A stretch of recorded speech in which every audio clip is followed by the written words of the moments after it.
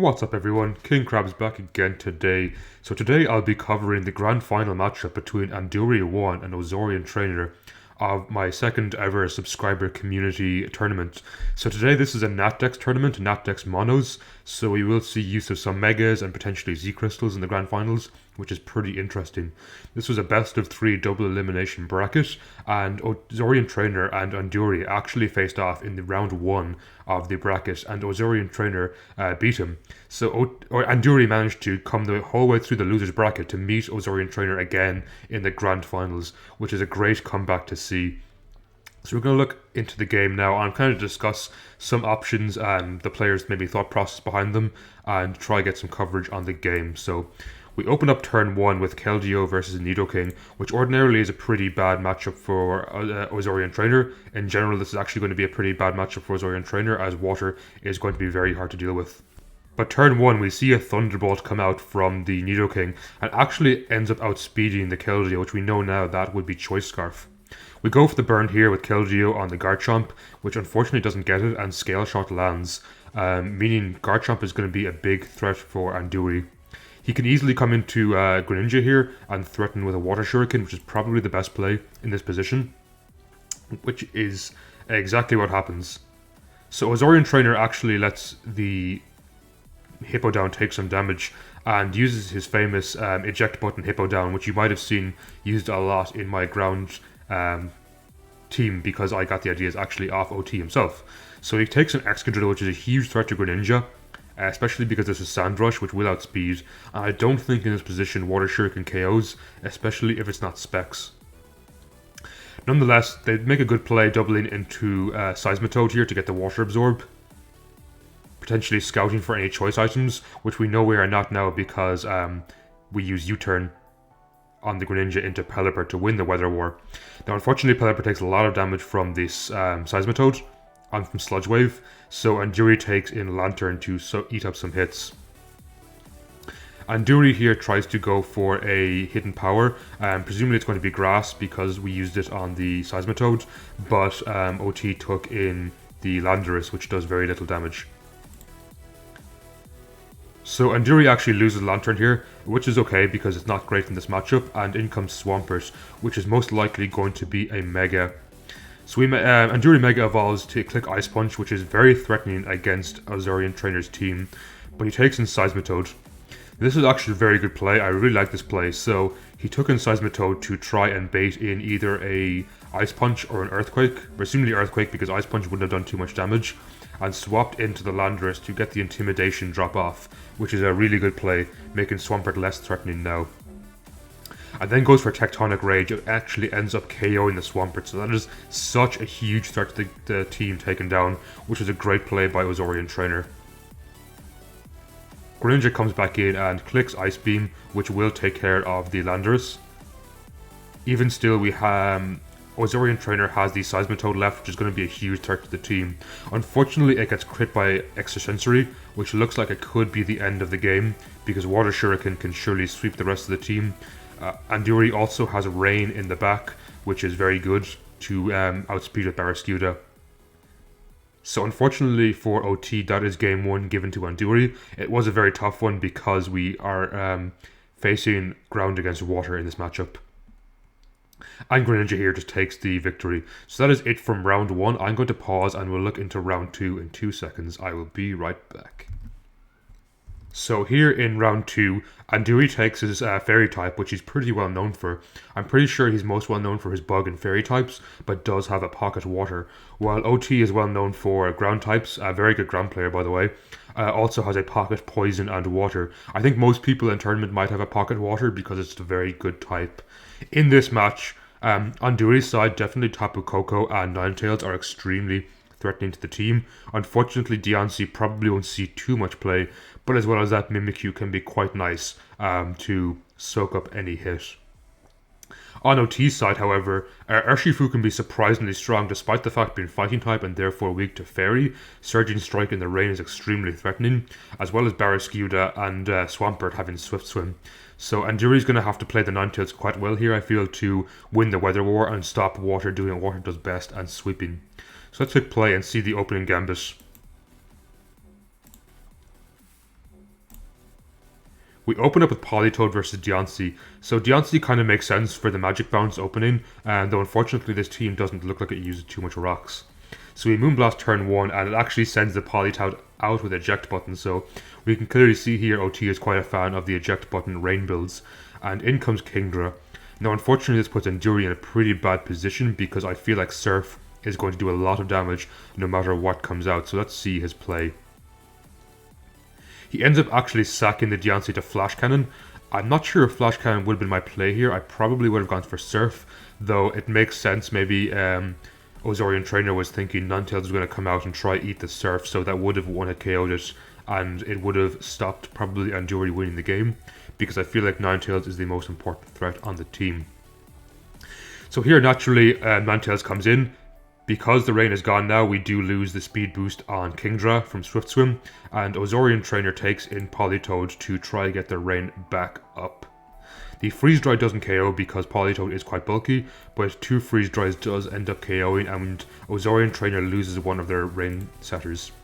So their play is to take in Barraskewda, which makes sense because Barraskewda is extremely fast and pretty much threatens a KO at anything on the team. Anduri's response is to take in Mimikyu, which is interesting. I'm not sure if that would have been my response because we're going to break our disguise here.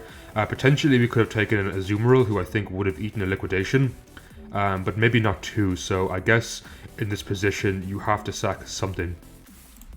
Either way, the disguise breaks, get to live 1 quite nicely, and probably Shadow Sneak and Revenge, a bit of chip damage there, as Barraskewda goes for liquidation to finish off the KO.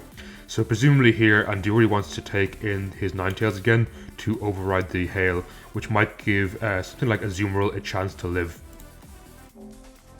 As indeed Ninetales comes in.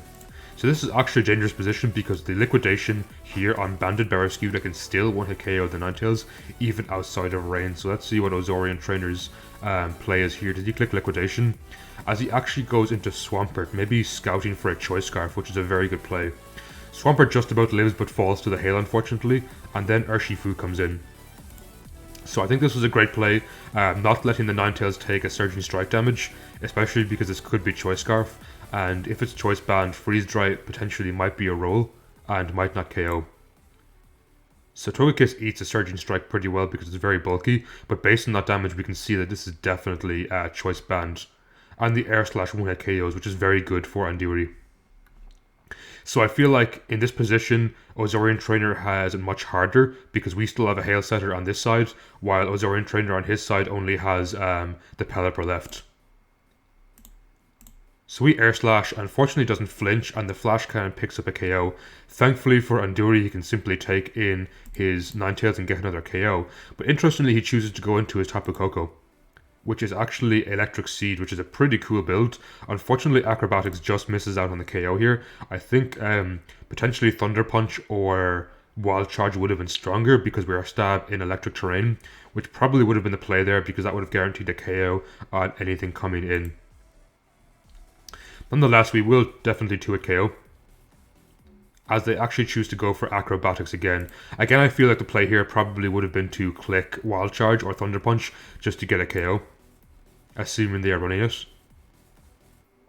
As we see the Thunder Punch come out now, which in my opinion should have probably come out on turn 11, but it's not too big of a loss. We're still in a decent position here, so let's continue the game. Barraskewda comes in, which looks like a very, very big threat to the team now because Poison Jab can potentially one-hit KO the entire rest of the team because we did lose our Mimikyu's Disguise earlier in the game.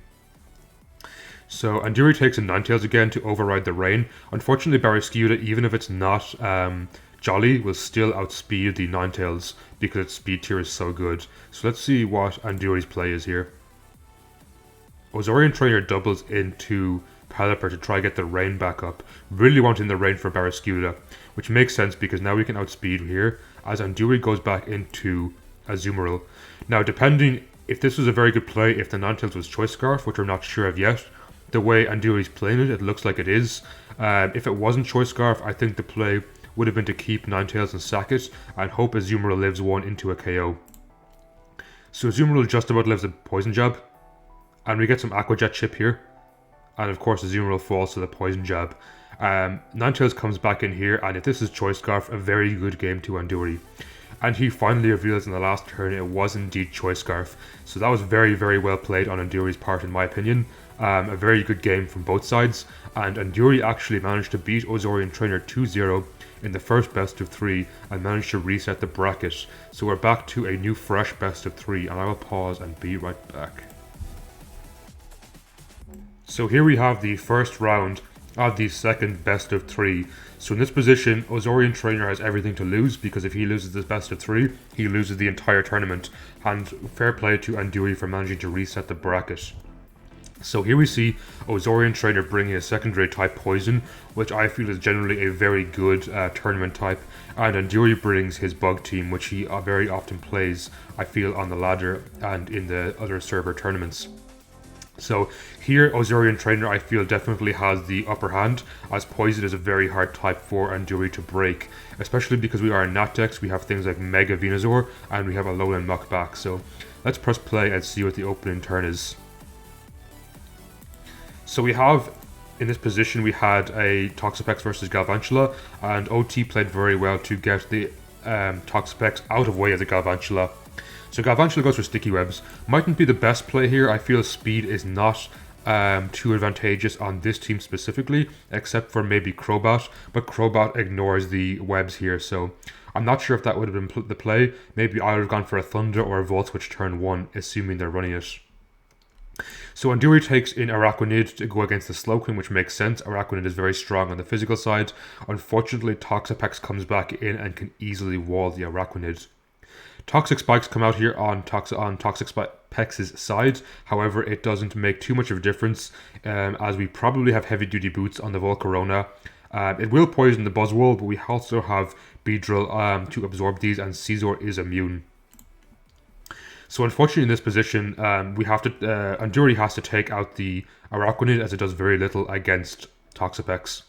So Scizor comes in here, goes for a knockoff on the Muck and gets rid of Leftovers, which is pretty good. Anduri takes in Beedrill, which probably wouldn't have been the play I would have made in this position, just because Beedrill's defenses are absolutely paper thin. Any physical hit at all would have done a ton of damage, but perhaps he feared the knockoff on the Scizor. We definitely know this is Mega Beedrill, because no one in the right mind would run a standard Beedrill in NatDex Monos, as indeed we go for an X Scissors. Unfortunately, it doesn't do too much on the Toxapex, though it probably would have KO'd the Muck because of adaptability. So again, Toxapex proving a fantastic wall to this team, as OT makes a great play eating the Drill Run from Beedrill, which forces him out into a Scizor. That does a ton of damage on the Scizor, which is surprising because it's only neutral. It's not even Life Orb or Banded, it's actually Leftovers, so we presume this is max attack Crobat. The Scizor unfortunately can't do much to damage the Toxapex, and by the way it's been played, it looks like it's a banded Scizor. So Toxapex comes out to wall, and between Toxapex and Slowking, this is going to be an extremely difficult core to break. Galvantula goes for the Hidden Power. I'm not sure what Hidden Power that was. Maybe Ice, presumably wanting OT to go into Nidoking and try hit for super effective damage. So good play if that's the case, but in this position I feel we need to damage the Toxapex as much as possible. Anduri manages to get the Paralysis on the Thunder, which is very good. Unfortunately, Energy Ball does very little damage, and we get the burn from the Slowking. So Slowking can easily wall out this team, or wall out this Galvantula, with Future Sight coming out, and can simply swap out to get Regenerate or whatever it sees fit. Crobat comes back out again here. Good play on Anduri's side to click X Surges, because it would have done neutral damage on the Slowking, and at least does some damage on Crobat. So it's shocking to see it do 20% on Crobat, because it quad resists, but that's just the power of adaptability. Unfortunately in this position, pretty much any Pokemon dies to a Brave Bird, as Ozorian Trainer actually chooses to go for Defog. I'm surprised he didn't choose to go straight for a Brave Bird and just pick up any KO on the team, knowing Beedrill can't KO, but that Poison Jab did so much damage, so it actually puts Ozorian Trainer in a difficult position where he's going to have to swap out his Crobat. So going Drill Run here would have been a fantastic play, though I understand Crobat is such a big threat to the team that it's hard to justify going to Drill Run when you could have lost your entire team to this. Even so, Drill Run would not have 2-hit KO'd the Toxapex because it's so defensive in nature. Volcarona comes out. If this is Psychic Volcarona, it can be a huge threat to Ozorian Trainer, especially if it's Shattered Psyche, which can break through Slowking, Toxapex. The only thing we have to worry about too much would be Muck, but Muck already has its leftovers knocked off and has a decent bit of chip damage, so this could be a good reverse sweep on Anduri's side, and let's see what happens. The Quiver Dance comes out turn 1, and Ozorian Trainer tries to recover all its HP. And the Bug Buzz unfortunately does quite a lot of damage, 33%, considering the fact it's resisted is very strong, but it's not going to be enough. So presumably the fact they didn't went for Psychic here either means they expected to swap into Muck, or unfortunately Anduri is not running Psychic. As Toxapex hazes all the boosts off, which is going to be very scary for Anduri to break. The Toxic Spikes come back out this turn, which is a very good idea, because that's going to put both Buzzwole and Araquanid on a timer, especially if Crobat falls. Buzzwole with a Choice Scarf Earthquake could be extremely threatening to the team, so that was a good play on Ozorian Trainer's side. Bug Buzz comes out again here, so it's looking like, unfortunately, on Anduri's side, the Volcarona is not running Psychic, which might be a death knell for the team, because it's going to be extremely hard to break Toxapex. So all Toxapex has to do is click Recover and Haze every other turn. It's going to be not the funnest playstyle to play, but it's a very worthwhile playstyle because it means Toxapex can presumably wall this Volcarona pretty much infinitely. The fact Anduri hasn't clicked Psychic at all yet says to me this is definitely not a Psychic build, unfortunately. So Nidoking comes out here, easily eats the Bug Buzz, and we reveal the fact it's actually a physical Nidoking, which I personally quite like on a Poison team. Nidoking goes for the Earthquake again. Doesn't do too much damage on the Buzzwole, though unfortunately a Fire Punch could come out here and potentially KO, as Ozorian Trainer chooses to go back into Toxapex. Now unfortunately the sub here is not going to be too good, because we are Toxic, it's going to lose damage way too fast, and the Scald does not break the Buzzwole, so presumably it's the fantastic Buzzwole set that eats Toxapex alive. If so, very well played Anduri, though unfortunately the Toxic is going to put him on too much of a timer to deal any significant damage. It's also looking like potentially he's not running Earthquake, which means this game is presumably as good as done, because it's going to be very hard for the Mono Bug to break the Mono Poison. So Buzzwole goes down to Toxic Chip here, unfortunately. And it looks like this team is going to be extremely hard to break. Interestingly enough, Ozorian Trainer sacks the Crobat. But I think in this position he knows that Toxapex and Slowking wall out the entire team. So if we managed to get Thunder damage on this earlier, this might have gone very differently, but this Scizor looks like it's definitely banded based on the damage it's doing. So unfortunately, Scalds can come out here, pick up a KO on the Scizor, and Volcarona comes back in, though unfortunately it is bulky with Fiery Dance Bug Buzz, so it looks like there's no way that Anduri can break the rest of the team. Quiver Dance comes out here, and we can click Bug Buzz, possibly being able to KO the Muck, just about missing out, and Muck actually runs Rock Slide, which is very cool, presumably to deal with things like Psychic Volcarona. Now unfortunately there's basically no way of Araquanid beating this game, because I don't think Araquanid can possibly break the core of Venusaur and Toxapex. So well played on both sides. Unfortunately, OT definitely had the huge advantage and played very well with his defensive core of Toxapex and Slowking to wall out the Bug team. So in this new best of 3, it looks like it's going 1-0 to Ozorian Trainer, so if he wins in one more game he takes the entire tournament, and I will pause and be right back with the next game.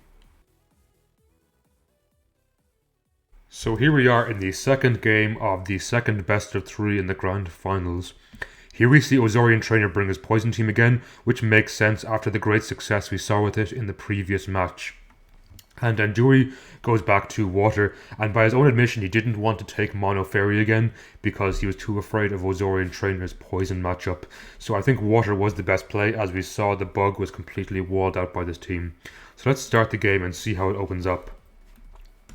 Again, Ozorian Trainer opens up with Toxapex, so unfortunately for Anduri, the Toxic Spikes are a lot more threatening in this game than they were in the previous one. Anduri opens up with a Hurricane, unfortunately not doing too much damage to the Toxapex, and we get our Toxic Spikes down on this side, which is very, very big. So this turn is huge because we actually got a crit into a crit into a Confuse on the Toxapex, which is pretty big because especially if Toxapex gets damaged by Confusion here, it's going to force the Toxapex to swap out, lest it dies to another Hurricane potentially. So Ozorian Trainer takes in Slowking, which is a good play, and in this position I feel Anduri should defog away these Toxic Spikes, which is exactly what he does because it's a huge, huge threat to his team. We U-turn here into Lantern. Interesting play. Maybe to Volt Switch again to grab momentum, as Anduri goes straight for a Thunder and actually paralyzes the Venusaur, which is huge because Venusaur is probably the biggest threat next to Toxapex on this team. So being able to paralyze that is very, very big. An Energy Ball comes out here, which is very surprising, and actually ends up KOing Pelipper because of the Future Sight, which I'm assuming Anduri forgot was coming out. So that is huge for the Ozorian Trainer. Because now Anduri lost his Rain on his Water team, it's going to be much, much harder to break. Greninja comes in here, presumably wanting to click Extra Sensory, and OT makes a very good read going into Muck.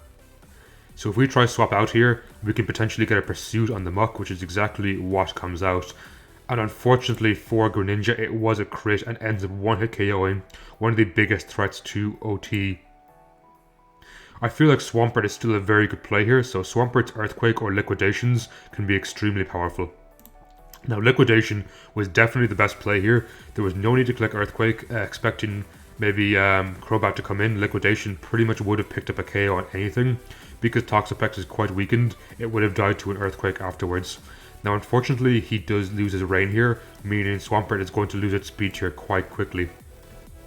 Toxapex comes out here, presumably wanting to bait in an Earthquake and then go straight into Crobat. As they actually go straight into Nidoking, interesting play. Anduri makes a very good middle ground of going for Ice Punch, which would have hit the Crobat or the Venusaur if it wanted to come in. So unfortunately in this position, Nidoking does outspeed Swampert because he has lost his Rain due to losing Pelipper to an unfortunate Future Sight. So this is a very scary matchup here. What we should have done, I think Anduri should have clicked Earthquake here because Venusaur has Thick Fat, but by his own admission in the discussion afterwards, he didn't realise that Ice Punch would have been the same, or he forgot that Ice Punch would have been weaker than Earthquake in this position, because it's not super effective thanks to Thick Fat, and Earthquake probably would have 2-hit KO'd the Venusaur. Especially with this huge para here, we could have seen Venusaur faint, and potentially Anduri could have made a good comeback. With Giga Drain, however, Venusaur gained a lot of HP back, which is going to be quite hard for Anduri to break. Those Psychic Fangs comes out on the Barraskewda, which is a great play, because not much wants to swap into this. This can potentially 2-hit KO the Toxapex, as Ozorian Trainer is going to be forced to click Recover here. So we see that 60 was actually a high roll, and Ozorian Trainer fishes for the Scald Burn and unfortunately gets it, which looks like it might be GG for the OT. The Scald Burn here was massive on Anduri because he needed this to break through Toxapex and potentially Crobat as well. So a crit there would have been big too. Unfortunately it didn't come out. All we can hope for here is potentially a crit, but Ozorian Trainer is smart to spam Recover to make sure it doesn't die to this. And if Lantern comes in, Ozorian Trainer can easily take in Slowking and recover all HP back thanks to Regenerator and completely wall out the Lantern.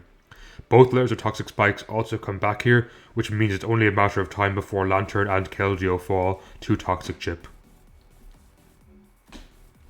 So here this turn it looks like the Barraskewda faints, and we're forced to take in Keldeo or Lantern, both of which I feel Slowking can easily wall. And in the case of Keldeo, Crobat can easily KO it back with Brave Bird. So Volt Switch is a good play here, but unfortunately, as I said, you're completely on a timer thanks to the Toxic Burn. So all Anduri is going to try to do here, I think, is wall out or try and like chip damage with Flip Turn and Volt Switch, though unfortunately it's not going to be enough. The Thunder Miss here is pretty big, but I don't think it makes too much of a difference in the end game. As we see here, the Thunder didn't KO. We did get the Paralysis, full Paralysis, which is nice, but because the Toxic Spikes are down, I don't see a way this can be won by Anduri. If this is Choice Scarf, It can one-hit KO Crobat, but Slowking can easily wall it. Anduri1 is not actually a Choice Scarf, and the game goes to Ozorian Trainer, who ends up taking the... Oh, sorry, there's actually a Lantern left, my bad. Now the game goes to Ozorian Trainer. So, huge GGs from both sides. Anduri played fantastically well, managed to reset the bracket, which is fantastic. Coming back from losing round 1 all the way through the losers bracket back into grand finals is no easy feat. So congratulations, huge congratulations to Anduri for being a fantastic player, and even bigger congratulations to Ozorian Trainer for winning the tournament, going the entire way through the winners bracket, which is a huge accomplishment. Unfortunately, he did drop a match to Anduri in round 1 of grand finals, so he unfortunately did not go undefeated. But nonetheless, everyone who participated in the tournament, congratulations, you played fantastic. And I want to give a huge shout out to basically Hastru for coming in 3rd place, Anduri for coming in 2nd place, and of course a massive congratulations to Ozorian Trainer for winning the tournament. Hopefully you did enjoy watching my coverage, hopefully you enjoyed participating if you did participate, and if you would be interested in participating in future tournaments, comment down below that you would, and I can invite you to the Discord server where we host usually monthly or bi-monthly tournaments in Monotype format, so that should be exciting to get some more players in. And with that, I hope you have a fantastic day and take care everyone.